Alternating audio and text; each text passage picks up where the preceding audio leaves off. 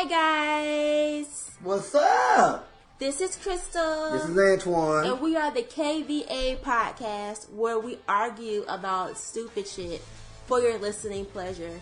This week we're going to talk about the Magnificent Seven, our favorite movies of the summer, the dreaded Brangelina breakup, Scream Queens, and so much more. So, get your earphones in, sit, get ready, and turn the volume down to low if you are at work, because it's definitely not going to be safe for work. No, your boss is definitely firing your ass. I mean, you're going to get fired. We're violating all kind of HR policies and all that good stuff. So turn it down very low, or even better, listen to it on the car ride to or from work. For those of you who have jobs right now, you know what I'm saying? Yeah. So, yeah. The struggle might be a little bit too real for some of y'all. Yeah, the struggle is definitely real, man. It's real for the two people in the room. Yeah, you know what? Yeah. The struggle was, and will always be real. That is a very true point right there. So, and without further ado, here we go. All right. The Magnificent Seven came out on Friday. Mm-hmm. And I saw it opening day. She didn't invite me. It's because my brother works a lot. And he had his first day off in a long time. And we just had a brother and sister day because we're close. And we saw Magnificent Seven. And I'm not going to lie, it was a very slow burn. Mm-hmm. The first 30 or 45 minutes. It kind of dragged. Yeah, I kind of nodded off for a second. That's kind of par for the course in Western movies. Even the other Western movie I saw this summer, Hell or High Water, that was a slow burn too. And all the ones that I've seen, 310 and Yuma, Magnificent Seven, even the older one, another one I can't think of the name. They've all been slow burns and kind of wait from the middle to the end to get good. So I don't know if it's fair for me to judge it based solely off of that. But overall, I liked it. I definitely think, it's a good time at the movies, for sure. I mean, I wouldn't go see the day before we came to the podcast, because this is what we do. We flip ideas back and forth. Yeah, I went to the movie, so can't have a discussion if you can't have anything to discuss about. So I went to go see it. The first 30, 45 minutes, I kind of took me a quick little nap. Can you see me over there? Okay, There you go. See me over there. I took a quick little nap. And what I noticed about the movie, you got the people together, but it's why? I'm going to go fight an army, I don't know you. Yeah, I don't know you. Hashtag no new friends. No new friends. I understand why Drizzy was no new friends. So it's dude, I guess he was kind of picking up the despicable people, the assholes. But if these people are as selfish and are as kind of grimy as their reputation preceded them, I don't think they would be let me risk my most certain death to fight on behalf of people I don't know. Now, spoiler alert, the only person who kind of had a reason to want to fight the Vogue company was Denzel Washington. That's his backstory. And a little further backstory. The whole movie is about this town who was made up of farmers. And they're farming this land. And this robber baron comes into town because there's a mine close to the town. And he's like, look, I want to mine the town for gold and coal and whatever. Lay down and get beat down. I'm going to buy all of your land for $20 a parcel. $20 back in 1879. But still a fucking ripoff. That was some hell of money though, but still though. You know. So they're we don't want to leave. This is our shit. So they, one of the women who live in the town gathers Denzel Washington to recruit a small army to defend their town against the robber baron and his army. And the only person in the Magnificent Seven who had an axe to grind against the main villain was Denzel Washington. And I was why are these other 6 people here? I mean, it was a good story. It had good action. Overall, I liked it. But I just couldn't get over that one hump. Well, okay. The backstory: The Magnificent Seven is actually a remake of a movie that a western came out in the 50s. Yeah, like no one that played in that movie is still alive right now. That's how old that movie is. I understand the fact that the money aspect, but you know what though? I disagree with you on that because I think some people like the Civil War veteran. Some parts will ask redemption. If you ever notice that, it's like, okay, something went wrong in my life. This is my way. If I can help these people, then I can redeem the phase that I had. The Denzel Washington character, his family, his mother and his two sisters were raped and killed by this robber baron, and they hung him, but he lived. Sort of like the movie like Hang 'Em High, where he lived through that. So this is his chance to get back at him. Every character had a different motivation, and of course, some wanted money. Some Denzel Washington blackmailed into going because Denzel played a bounty hunter, and he was like, "If you don't fight with me, I'm going to arrest you or kill you and take the bounty." And then Chris Pratt lost his horse. Yeah, gambling, and Denzel was like, "I'll give you your horse back if you help me fight these people." I'm sorry, but fuck you and fuck that horse. Man, that's that damn shame that damn horse, boy. I'm like, hey, you know what? I love that horse. I love that horse. I like Denzel horse though. He like a horse get the hell on. The horse didn't have a name. He said a horse get the hell on. The horse that took the hell off. So it was a really good movie. Like I said, it was a slow burn. Set the plot up. Right now she's on the phone. I'm not on the phone. I'm making sure all of our. I guess I am on the phone. Yeah, she's on the phone right now. But anyway, correct. So I will carry this part here while she's still here in her love life. But anyway, so see. Okay. Yeah, that's a fair assessment. See? I am right. On occasion. That's why we argue. But the point being, though, it was a very good movie. Slow burn. The plot, it was kind of sketchy. Out of 10, I give it like a 6.5. But definitely a good time at the movie. Yes. I would say to go see it, all in all, but don't rush out to see it like right now. I wouldn't pay full price. Like I paid $6.50 to see it. I say $6.41 at Stonecrest. Yeah, so that's pretty good. But don't pay if they charge you like $15 to go see it. Bye. No. Like, you know what? We're gonna see something else. But yeah, go see it though. It was definitely a movie to start off the fall with. It was the first like big release of the fall, so. Bye summer. It was nice while it lasted. But before we get started though, where the fuck did the summer go?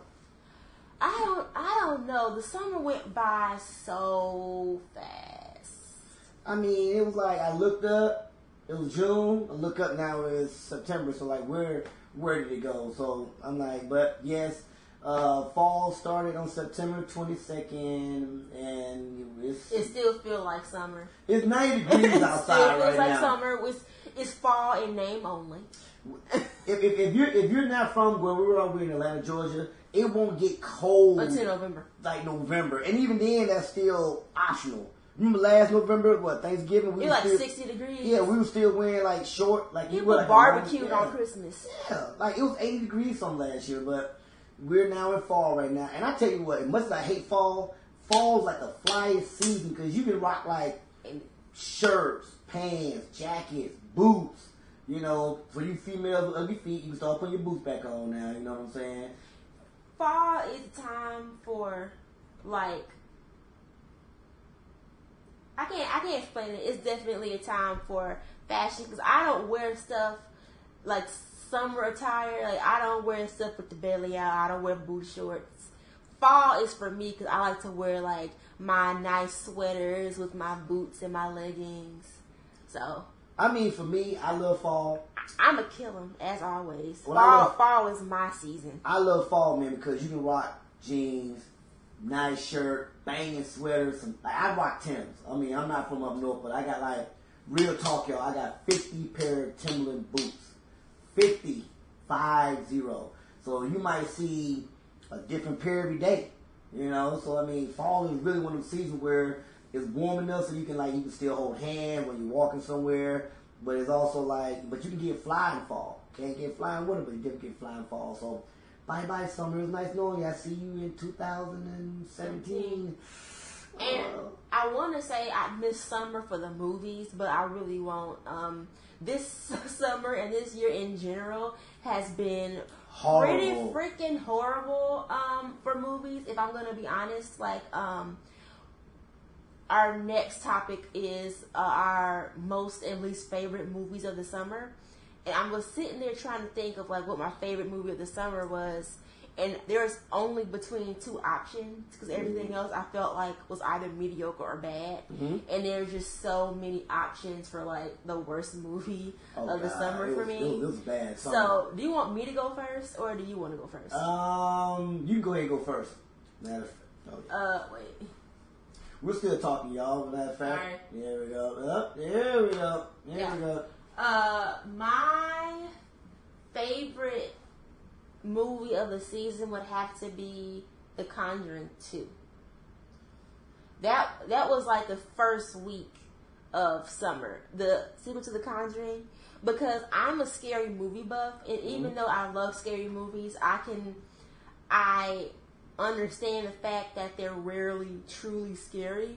So whenever I see a scary movie or a horror movie that like terrifies me or can make me jump, like an authentic scare, I just appreciate that a lot. So that's my most favorite. And my least favorite, wait, let's do your most favorite. I don't think I really had a favorite. There was really no movie that I really felt that I really had to go see. Matter of fact, what movie did we see this summer? Which movie did you hate the least? That I hate the least. That I hate the least? Yes. Oh my god. That might be easier. I'm actually thinking right now. All of them were equally horrible. I would think now. Does the Civil War actually count as like? That's early May. I think that might still be spring. Okay, I'm trying to think. I can't even remember. I was like the Mechanic was ranking up there as like one of my worst. God, I've seen so many movies this summer. I just feel like The Mechanic was so bad that I'm not even going to pick it because it's a layup. Like, that's not even going to be my worst one. Okay, so, hold on. Well, give me a list of movies that we've seen this summer. That way I kind of get an idea. I can pick one out of the menagerie that we had this summer. We never seen. I can't even, like, we saw The Mechanic, we saw Sully, Conjuring 2, Disappointments Room, Nerve, The Killing Joke, Suicide Squad.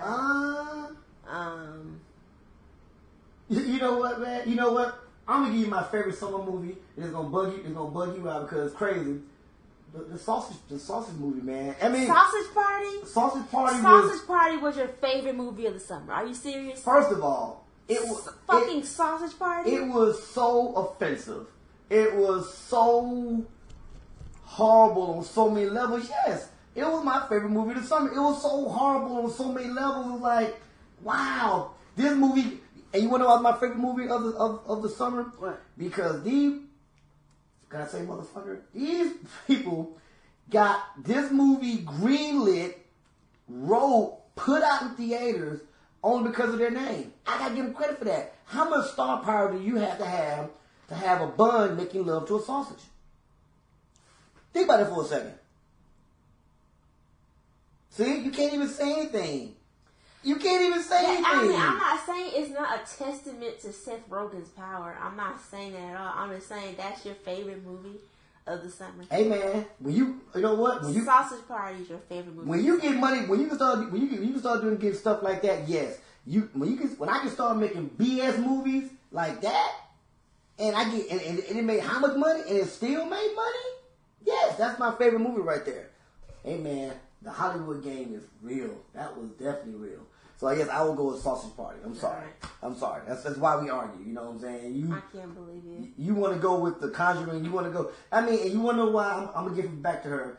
Conjuring has absolutely no gory elements or anything like that to it. Because it's scary. It got a rated R. Because it's so scary. Because it was scary. It was scary, and it was actually based on actual events. You know.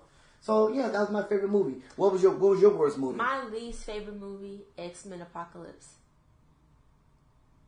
I fucking hate really? that movie. And people say, "Oh, it was okay. It's a popcorn flick." No, it was boring. I saw X-Men Apocalypse by myself because my boyfriend at the time didn't want to see it, and nobody in my family or friends wanted to see it. So I went to the movies by myself. You do know me and Jonathan to go see that movie, right? You did? Yeah, I think we did. Did we go? Me and Jonathan? No, y'all saw Batman vs Superman. No, we saw. No, I saw that was somebody else. Go ahead. I'm sorry. So, wait, excuse me. Mm-hmm. It's just that movie.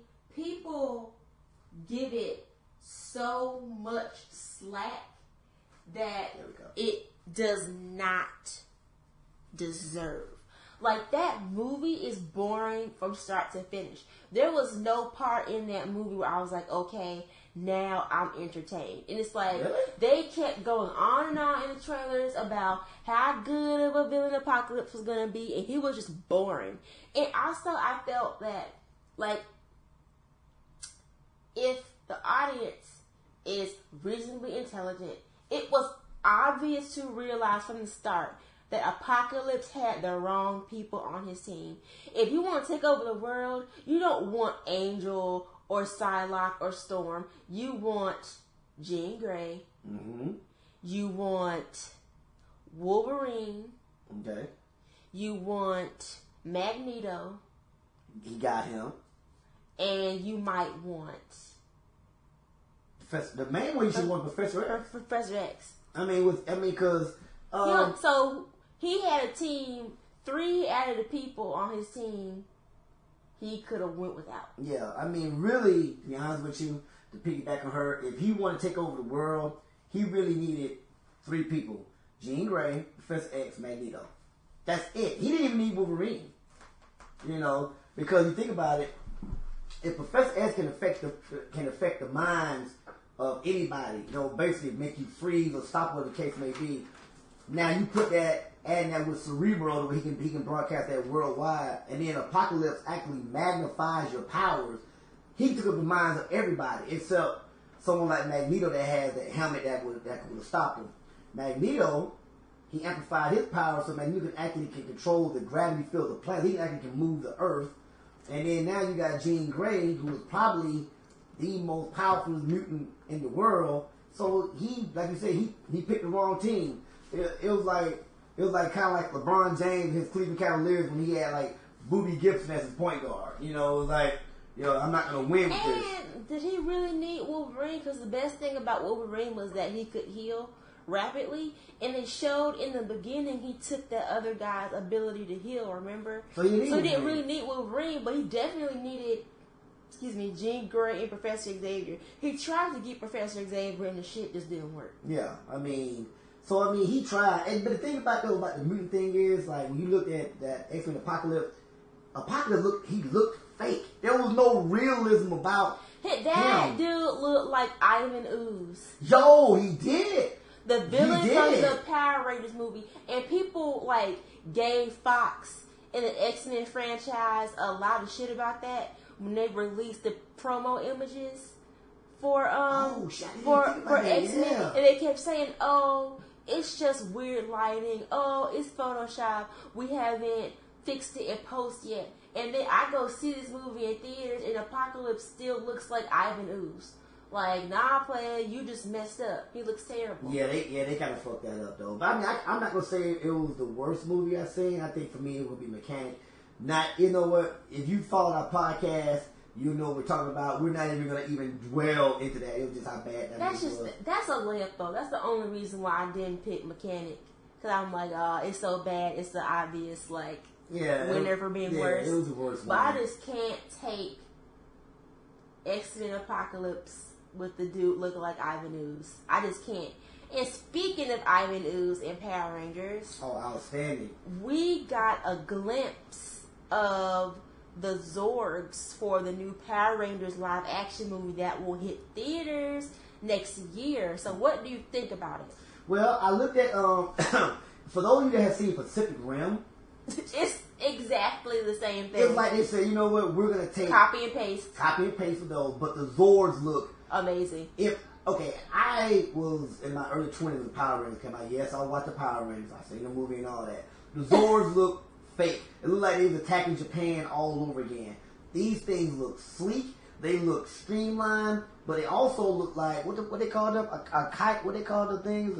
Jaegers. Jaegers. They look like Jaegers. So it was like, that's what they look like.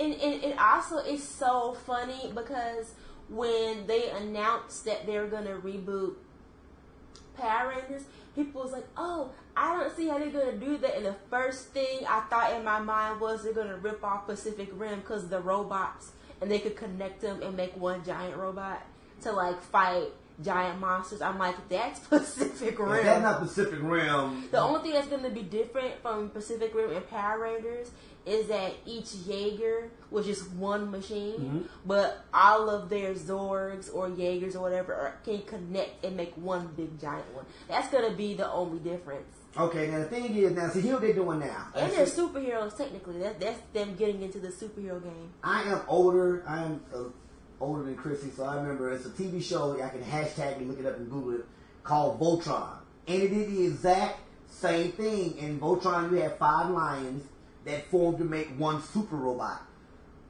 It's like Hollywood got to the point now they can't figure out. They just can't say I can't make anything that's going to be, anything remotely original.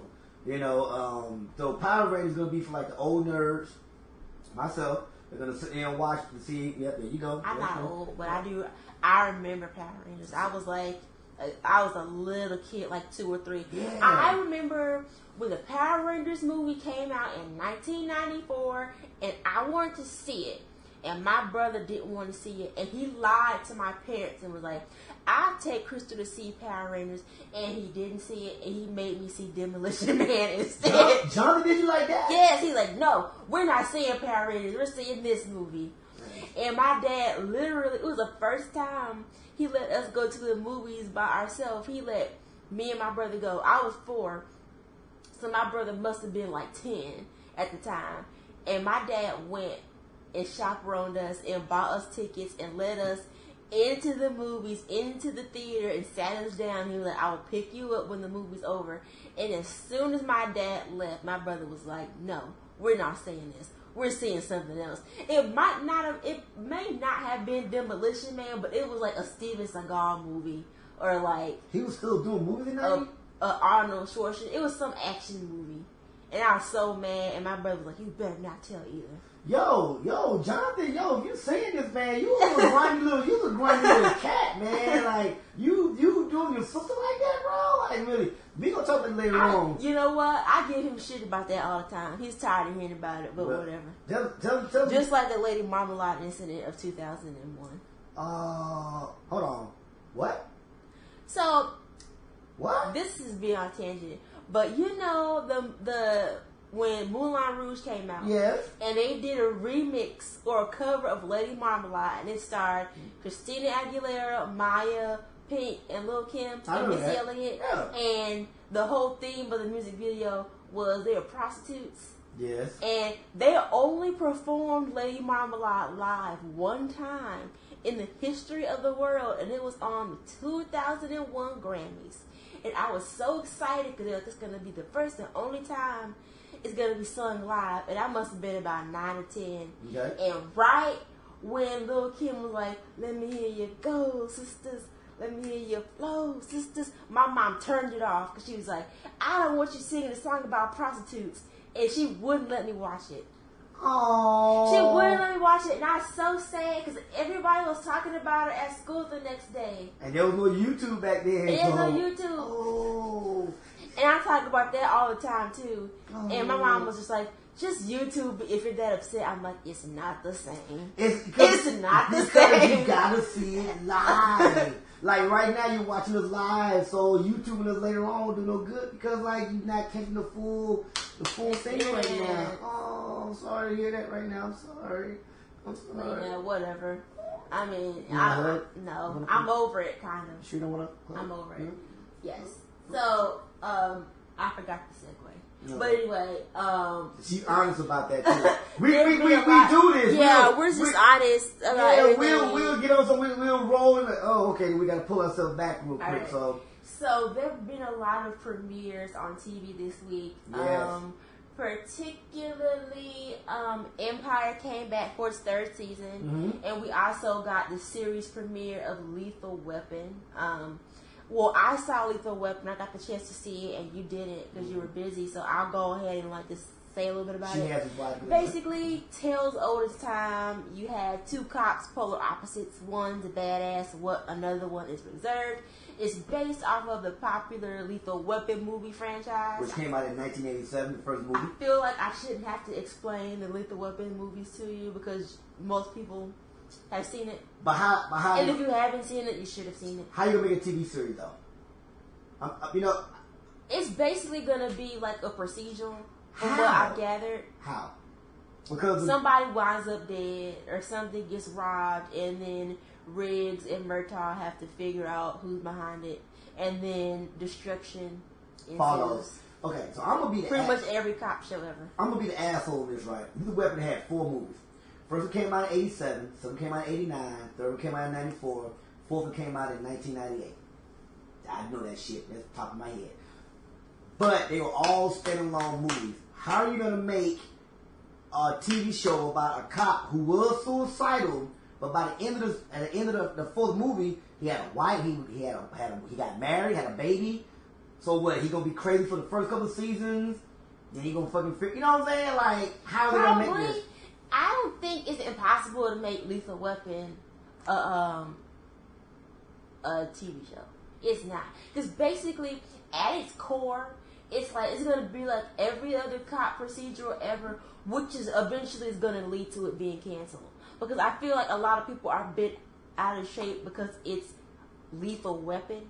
But if it was any other name on a TV show, people would not be giving it as much shit as it's getting. Because basically, the cop who's a badass who flies by the seat of his pants. And then you have the cop that's his partner, that's a family man who's more reserved, right? And then they go and catch bad guys in a procedural manner. And it's a lot of gunshots and car chases and damage to public property.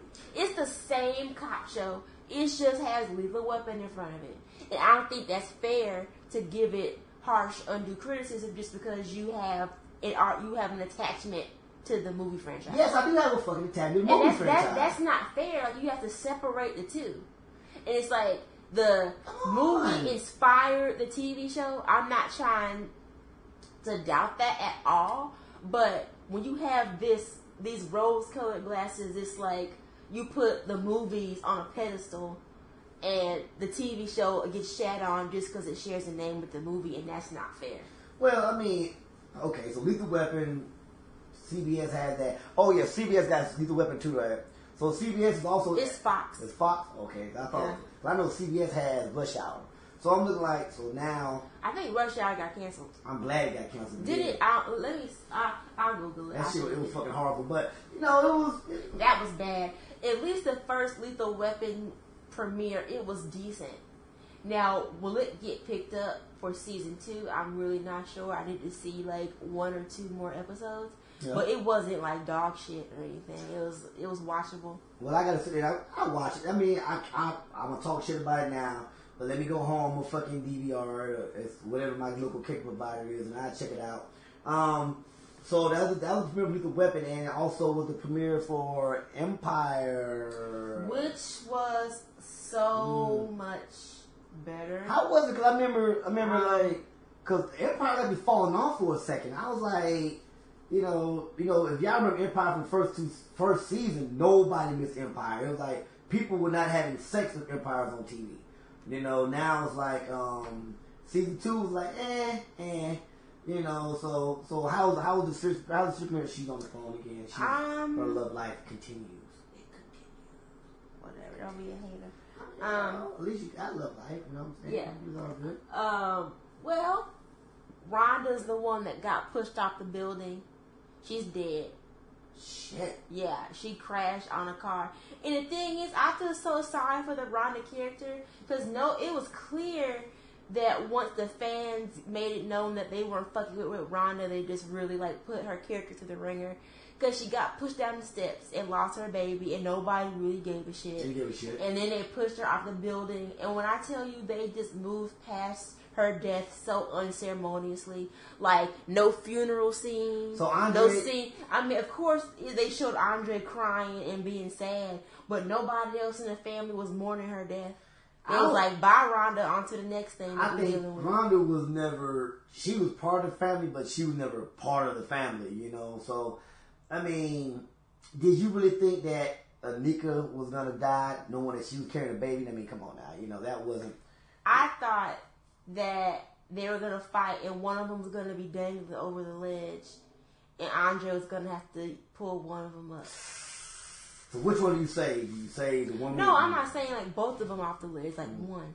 No, I'm just saying you ever had one situation where two people might be hanging and you got to make a decision, like a choice, like which one do I say? He was going to say it was his wife. Yeah, but I mean, so Rhonda died. And also the woman who plays Anika is Andre's wife in real life. They got married. So you don't think there was some better behind the scenes thing in there? Like okay, you ain't going to kill Anika. You ain't going to kill my wife, you know what I'm saying? So... I mean, so how did the rest of the episodes like? It's pretty good. I liked it. Basically, it's about Lucius trying to close the Empire streaming deal, and Jamal is dealing with PTSD from being shot last season. And Cookie's basically team fuck you, Lucius, like for real. Ever since he married Anika, so she wouldn't be able to testify against him. She doesn't want anything to do with Lucius unless it's about their kids or the company. And then Lucius's half brother is still being a fucking hater and is trying to do everything in his power to take Lucius down. And he pretended like everything was somewhat cool, and he gave him a teddy bear for the baby to put in the nursery because Anika had the baby early. It was a little girl, right? Yeah, it's a girl. So Lucius was mad about that because she lied about it being a girl. He wanted a boy. And it's not even his kid. He's being a dick to Hakeem and trying to like bogart father, like the father role. Lucius lying at being a father figure, really? Yeah. And it's a camera in the teddy bear that Lucius's half brother gave him. But they should have picked that shit out. Yeah, come on. That's obvious Trojan horse. Come on, man. Come on. That's okay. They probably know it's gonna be a plot point. So the point is, okay, so the season 3, episode 1 premiere. So you give that like a what, 7, 8? Yeah, it's a big improvement over last season already. Yeah, if they can keep it getting better and better, I think it'll be on par with the first season. Do you think that the writers for Empire have gotten comfortable or got comfortable from the success they had for the first season? Yeah. And then it's like... Because it was just so many plot lines in season 2, and they all got resolved so quickly.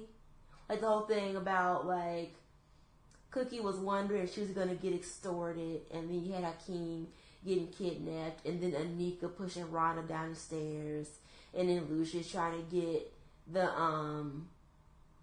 streaming deal off, and then dealing with the feds and his half-brother. It was just a lot. They could have cut a few of those plot lines or saved them for this season. It was just a lot going on.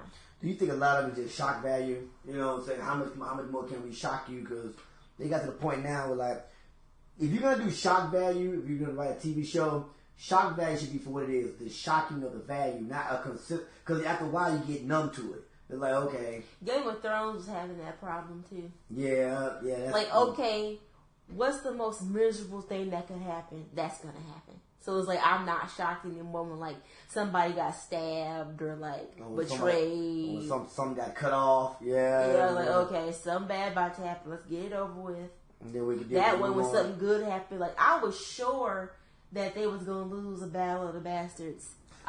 Jon and everybody on his clique going to die. They brought Jon Snow back to die for nothing. That's what I was thinking. That would be crazy right there, man. But you know what I'm saying? But yeah. And also, going back to Empire, I think Power getting so good and getting so much acclaim really put Empire on notice. And then you have Atlanta getting a lot of critical acclaim too. So I think the people who were writing for Empire was like, wait, it's a lot of television that's geared towards black people about the music industry and about, you know, being a hustler. We got to step our game up. So I think dealing with so many competitors now is going to really show like what they're made of in the writing room. So I'm excited. Well, I'm gonna tell you this right here. So I gotta compete for me, damn it. I gotta go off of this right here now. So we're gonna get to another subject, but I want to just touch a subject that's kind of near and dear to me with the whole TV thing right now. I want to get your opinion on this. Is Power in Atlanta? Like, I'm really loving both those shows right now, and Power finale was tonight. We missed it. We'll go into it real quick. But do you think that because Power in Atlanta is so good because it's on cable TV, and there's so much more realistic stuff you can do on cable that you can't do on regular TV? I'm not talking about like budget or anything like that. Not budget. I'm talking about storytelling ability. Yeah. Like some of... That's realistic. I just think you can be a better... How can I explain it? Cable TV and broadcast TV, the only difference really is that you can swear on cable and you can show titty and ass. Okay, or whatever. So that's really the only big difference. Because think of TV shows that break Twitter every week that are on broadcast. Like you have TV shows like The Blacklist, Scandal, How to Get Away with Murder. Not because shock value or cussing or nudity, because the storytelling and the plot lines are so in depth and so like have you on the edge of your seat. And I think Power can do more in terms of like violence and nudity and swearing, but that can only get you so far. You have to have a good plot and a good story, and that's why they're better than Empire right now, because their storyline is better and more cohesive and not all over the place. I was just curious about that because like right now, we'll get the Power because I mean I caught it last week, and tonight was the finale, and but you know what? Let's go into Power. So we haven't saw the finale yet. We'll get to that probably tomorrow. We'll end up talking about it next week because we just didn't have time to watch it today. But before we get into it, okay, so everybody knows what the little snippet is that this is going to be Ghost's, like this is his night. This is his night. He been dreaming about this. He been slanging dope. He's killed people. He's done everything he did to get to this night where he's going to be out the game forever. Do you really think it's going to work out like that? No. Something's going to pop up and it's going to keep dragging us back. But my question is this though, and listeners, please listen to me and understand what I'm saying. If Power is going to make it, Ghost, the drug life eventually has to stop. Because it's only going to be so many times when you're going to keep going in and out, and the feds have a 95% conviction rate. So eventually the odds are stacked against you. So it's like, eventually Ghost is going to get caught. So I mean, can we not move past the drug part and then move on to like, the biggest part of me would be that him dealing with corporate America and that part of the navigation. You know, there's only so many times your past can come back to haunt you, and that's going to be that. You know, so, you know, that's just my take on that right there. So I always thought that Power was like a 4-season show. Like, to tell a story and have it be great every season and have everything wrapped up in a nice little bow, 4 seasons. I think, like, when the show starts running out of ideas and starts getting repetitive, like Grey's Anatomy, to an extent. Is that show still on TV? Yep, 13 seasons. Are you? Yep. Oh my God! Like, that's when it gets to be a problem because, like, no character is going to stay the same. So Angela can't be squeaky clean forever. Ghost can't play both sides of the fence forever.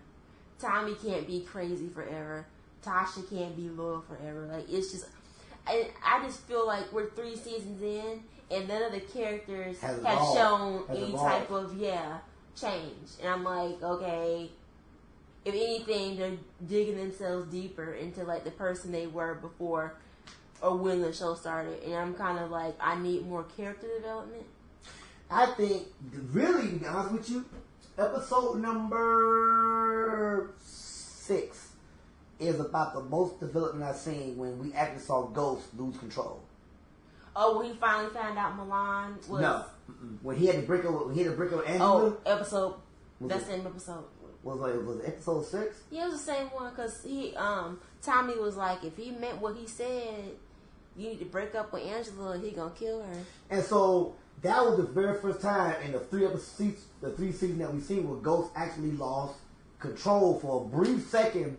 you saw the human side of Ghost. And I think that's the one thing that we're missing out of the Ghost character. He's so in control, so reserved, so on top of everything. No one is like that. No one is always clear-headed. And even when he was going to get shot, it was like, he just looked at it like, oh my God, you know, he was more concerned about his son. He was like himself. So it was like, I mean, there's no way, like you said, the way the show got to turn around, eventually Tasha has to flip on Ghost. It got to be a point where something got to happen where she flipped. Angela can't be so naive. I'm like, how are you in your 30s, but you still think the world is like you know, apple pie and all that stuff? Like, she need to start doing dirt. You know what I'm saying? She need to put a bite in her. You know, to be perfectly with Angela, is she killed Greg. Now, I've been saying that forever. I think Greg's gonna find something to incriminate Angela that's like legit, and she's gonna like kill him in panic or by accident, and Ghost is gonna have to help her cover it up. Cause it bothers me that she knows Ghost had a past in drug dealing, and she seems so like repulsed by it.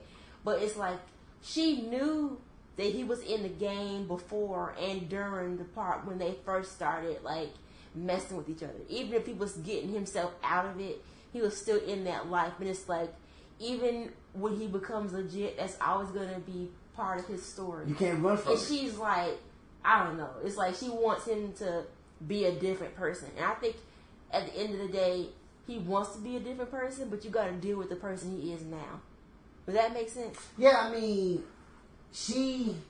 I think, you know, of course, you know, she got the hood, and she understood what Jamie was. So that's his name, Jamie. That's what she called. She hardly ever called. She called him Ghost maybe probably 3 or 4 times. Jamie, and she wants this perfect world. So I want to have you. I want to have kids. I want to have my career and everything. But unfortunately, the past keeps coming back to haunt them. And my thing is with her, how you flip from Ghost. If you love Jamie so much like you said you did, you slept with Greg a week later. So where was that? I think she slept with Greg because she's gonna hide that burner phone in his house and frame him for being the mole. I don't think she's that smart. I think she is because she's repulsed by Greg. She hates how petty he is. So I don't think she would just jump back in bed with him without a purpose. She's gonna frame him for being the mole. Or we could go to the season. We could go to the season. Maybe she might end up getting pregnant. And like, who's the dad? Is it Ghost or is it Greg? I'm just saying. I mean, in different ways. But they've been broken up for a minute, so if she got pregnant, it would most likely be Greg's. They don't use condoms. They don't use condoms in Power. They don't use condoms on cable TV. They don't use there is no safe sex in cable TV at all. So that way it can always be used as a plot device. That is true too. So so we're gonna check out Power. We'll get back to you on that. So I'm gonna try to let us know what you think about it. So Scream Queens was another premiere that we had, and it was terrible. Horrible. It was pretty horrible. You gonna give it just pretty horrible? Like, I fell asleep right here on your couch. Yeah, I'm trying to be delicate. It was really bad. And thinking back to it, the series premiere last year, it wasn't awesome, but it was a lot better. Like, had we not been reviewing it for the podcast and streaming it on You Now, I definitely would have turned. Because it was so boring. I mean, literally, you can't see the couch. I'm not going to move the camera right now. Her couch is like on my left, your right, for the camera facing me. So we're sitting there watching. And we have live conversation. We have right now. We really. It was dead silent. We are both. It was just terrible. We are both like this. You see my face? Look at my face. You see my face? I'm getting tired of thinking about it. I was like, this one. So yeah, we're gonna. You know what? We're gonna bash it hard right now. Hopefully, it picks up. 2 tears in a bucket. And it was like, it started out the same, like, okay, they're at a party, the party's jumping, somebody needs medical attention, and they're like, fuck this person, because we want to have fun, and then the person dies, and then like, okay, we have a premise for the story. And I'm going to go on record saying I'm pretty sure that Taylor Lautner is the baby of the pregnant woman. Black guy, white girl. It's possible. The age, it was what, 1988? 9. It's possible. So 27 years old. He could be the killer. Mm-hmm. He could be the killer. But I am excited to see John Stamos and Kirstie Alley. I love Kirstie Alley. I was so upset when Fat Actress got canceled. You remember that show on Showtime? That, yeah. It had Fat Actress could still be on TV. If Curb Your Enthusiasm lasted as long as it did. I mean, Kirstie Alley, the one good thing they did do the casting for the doctors, and like I said, Kirstie Alley part was outstanding. John Stamos, I gotta give that man credit. His career has aged beautifully, and he gets better with time. Yeah, and he's looks wise.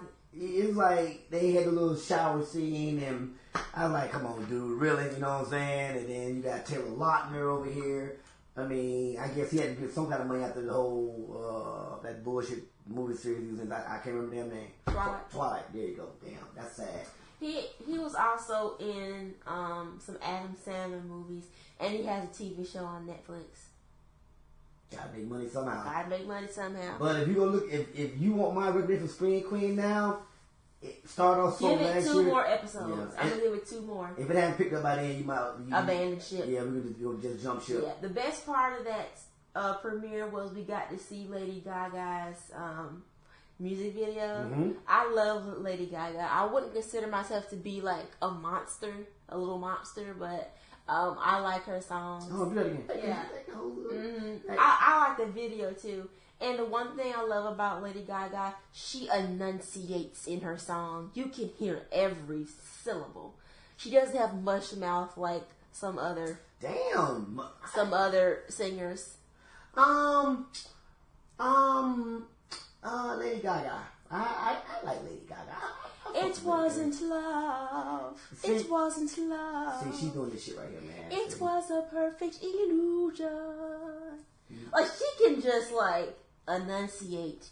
So, like, I can literally listen on the first try and be like, this is what she's saying. So, it's not like one of them songs like, what the like, you gotta get, like, the lyrics and, like, okay, that's what you're trying to say. Yeah, you gotta get the lyrics online. Okay, that's what I'm trying to figure. Yeah. I mean, Lady Gaga, man, she has carved a niche for herself, and she's rocking it, man. This being said, I do feel like her career has not been the same since she stopped dressing like crazy as fuck. Yeah. Yeah. And like, I like the song she has out now, Perfect Illusion, but her first like 2 albums, I think they were so good. Mm-hmm. But every song is a hit that you can't be like average after that. Well, I mean, but I didn't like art pop, not really, but I loved Monster and I loved Fame. Now here's a question, right? Is it the same writers that wrote her first 2 albums? She writes most of her own songs. So do you think she's got a point? Because it's like anything though, when you first start out, you put everything into that first couple albums. Do you think that she kind of ran out of? It's possible. Excuse me. It's possible. So I mean, yeah, I'm rocking Lady Gaga. I'm just saying, well, you know, maybe to get better now. I mean, she's done music. She did American Horror Story last year. Won a Golden Globe, even though I thought it was undeserved. And everybody in the room shaded the shit out of her when she won that Golden Globe. I felt bad for her because, like, I honestly don't think she deserved to win. I don't. Like, not even a little bit. Well, but she won fair and square, unfortunately. But I think the people who was like giving her the side eye and like laughing and stuff and being snide, that was unprofessional.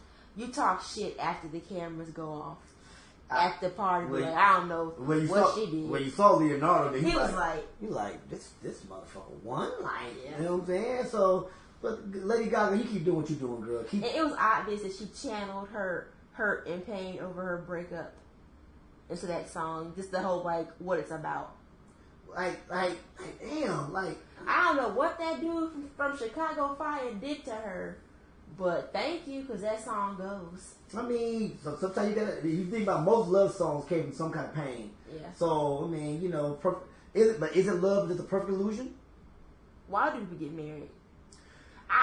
Speaking of why, that was a perfect. Married, oh my God, you just rolled. That was. Give me a high five on that one. That was the shit. That was the shit right there. Yes. Effortless. Yes. Brangelina broke up. Angelina filed for divorce for Brad Pitt. Why? I've always said this. Part is like whenever. Oh, excuse me, that Coke is giving me a burp. I'm sorry. Whenever you get your happiness from someone else's expense, it will always end badly. Because I truly do believe in karma, and just how Brangelina handled Brad Pitt's divorce to Jennifer Aniston, it was very arrogant and heartless and mean. And I just felt like that marriage and that relationship could not last that kind of cosmic karma that was due their way. Like, do you remember what a big fuss they made, like when Brad and Jennifer got divorced, and that whole thing about like literally a few weeks after they filed for divorce, they did a photo shoot where they looked like a 1950s family. And then, like, she's doing interviews talking about, oh, I can't wait for our unborn child to see the movie where we fell in love. And, you know, when you love somebody, you just have to follow your heart and XYZ. And then just always doing and saying snide, like, little comments about his marriage to Jennifer Aniston. Like, look, I get it. If he wasn't happy in his marriage or whatever, that's fucked up. Okay. But he was married. You were married. Like, if you're that unhappy to where you even want to think about cheating, just fucking get divorced and wait till the divorce is final and then fuck Angelina Jolie. First of all, that does not happen in Hollywood. See, you know what? You're naive. You name me one fucking Hollywood marriage was either one of the parties did not fucking start cheating. The worst thing about this whole situation is how public it was. And the thing about it is though, what gave him such a backlash, Jennifer Aniston was America's sweetheart. Oh, she's the girl next door. She married. Think about it. Brad is from Missouri. He's from like a little small town Missouri. He's like an all-American guy. Jennifer Aniston's an all-American girl. They get together. They're gonna have all-American kids.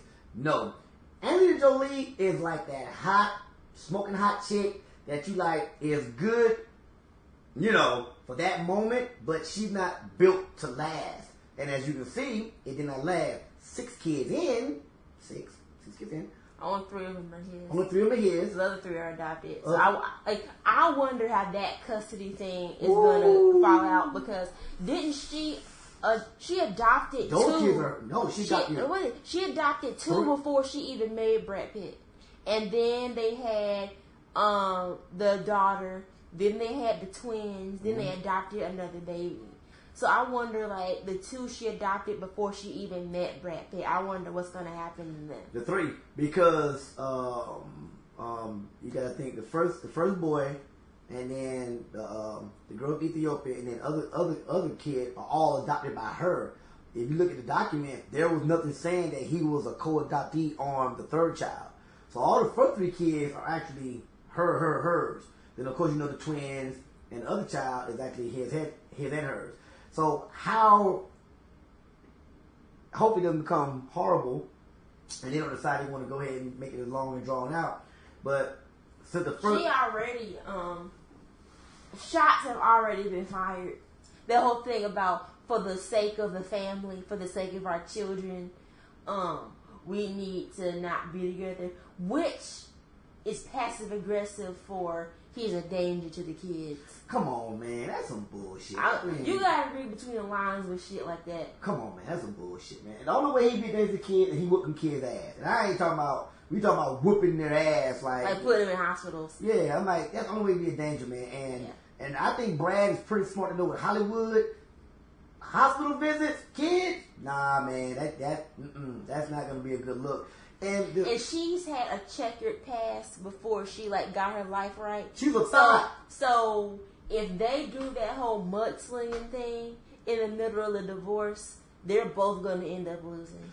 First of all, I want to let you know, Angelina Jolie was a thought before thoughts became a hashtag. All right, this woman was she broke up Billy Bob Thornton's marriage. The first dude she married, she broke up his marriage. She is a chronic marriage breaker upper. And chronic marriage. I'm telling you a quick story about Angelina Jolie. She met Jennifer Aniston before the movie got started. And Jennifer Aniston was like, oh my God, my husband looking so forward to working with you. Jennifer, you should be like, smoking hot chick, my husband? Nah, bro, you can't do that. Brad wouldn't have even been in Mr. and Mrs. Smith. Like, who you think this is? Yeah, I ain't getting down like that. It's like she didn't even read Google before she let her husband just run off to make this movie. Like you didn't know this woman was a chronic marriage breaker upper, and you just say, oh yeah, go ahead. Like, yeah. I think, you know what? I think they might have had an open relationship. And she probably knew he was going to fuck Angelina Jolie, but she didn't know he'd leave her for Angelina Jolie. And might got that shit, though. I mean... She probably does. She got that shit. And then probably chick like, you fucking want to pay a mortgage or a cell phone bill or some shit, you know what I'm saying?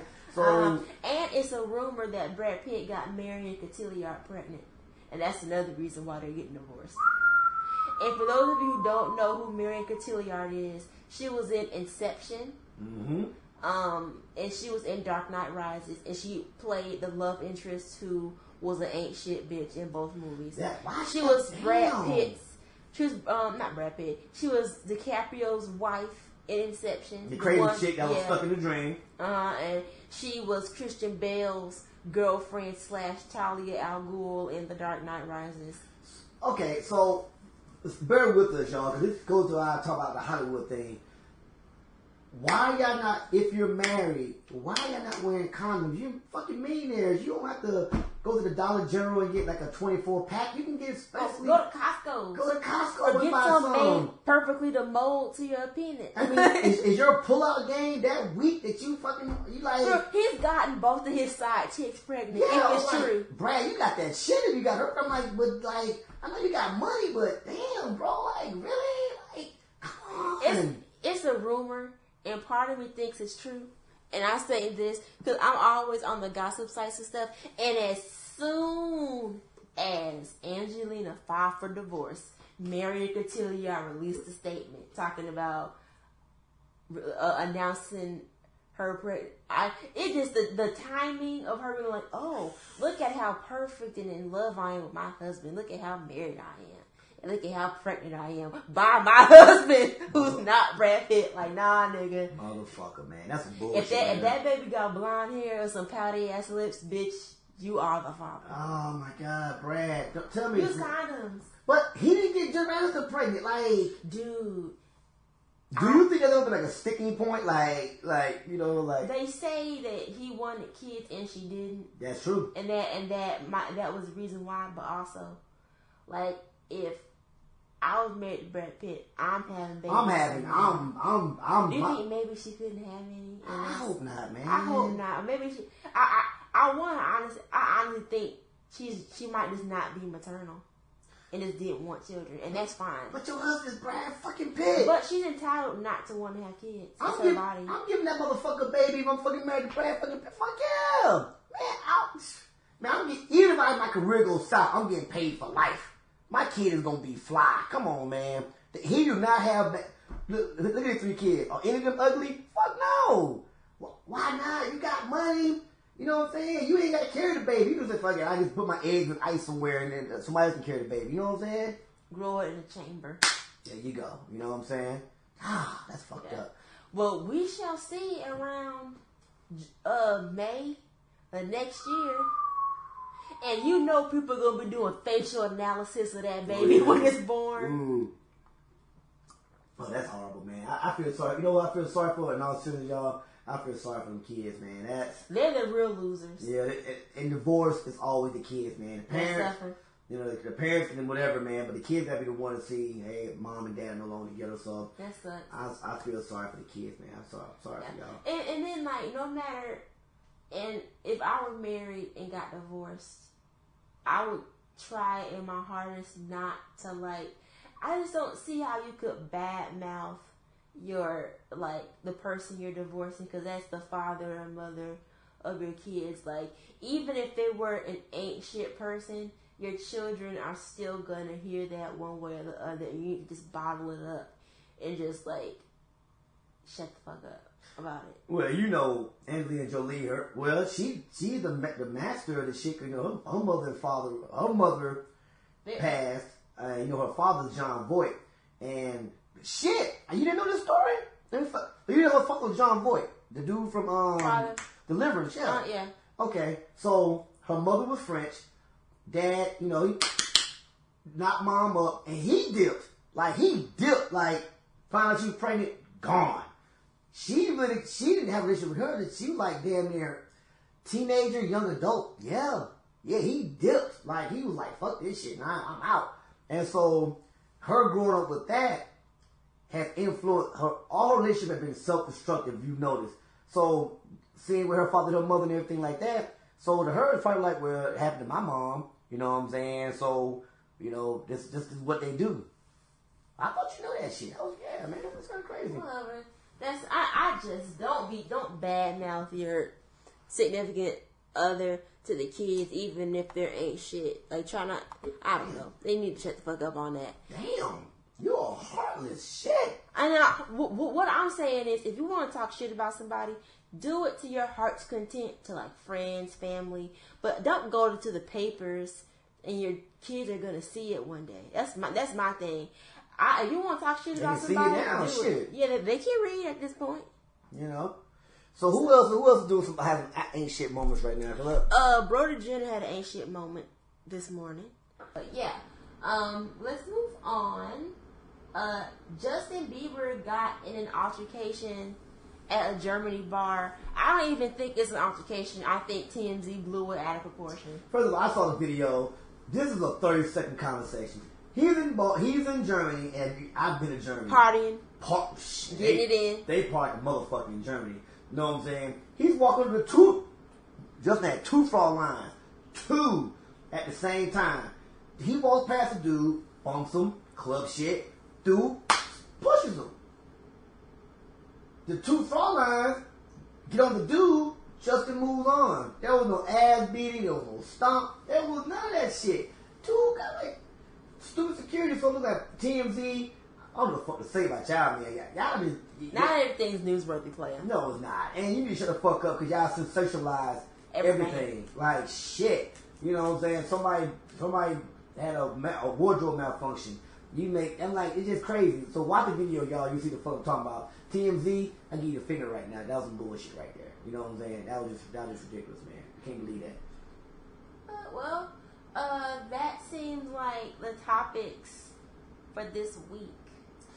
Well, hold on. President Obama with the African American History Museum. Oh yeah, he talked about that yesterday. He did a press conference, saying that now he plans on installing an African American History Museum, and that's just crazy because I thought that there already was one, and I guess that shows ignorance on my part because I was like, huh?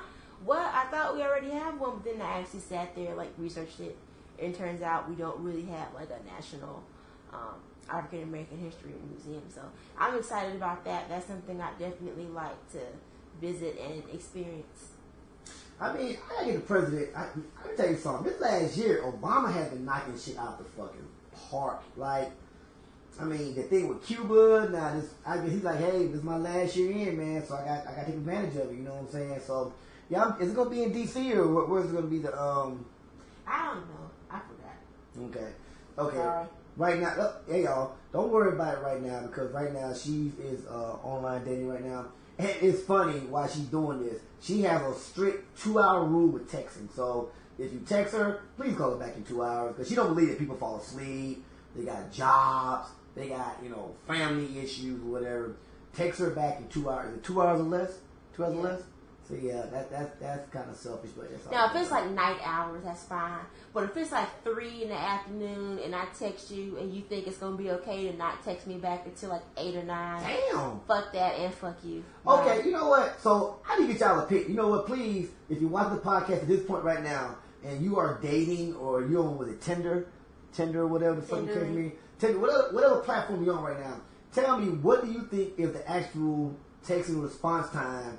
If you text somebody, is it 10 minutes, 15 minutes, hour, 2 hours? And if it's more than your time, what do? You turn your phone off? Do you tell them to kiss your ass? So, I mean, let me know. Because this is an ongoing thing with us. Because we doing a podcast the other day. And the dude, whatever he did or whatever, he didn't call back. He didn't text back in like 30 minutes. And she was like super shitty for like an hour. I'm like, he could have fell asleep. You know, but this is what dating is like now. You know what I'm saying? There's no patience. There's no patience in dating anymore. Because right now she is like knee deep in his phone. But it's all good though. But I hope you're enjoying it so far. This is our first live one.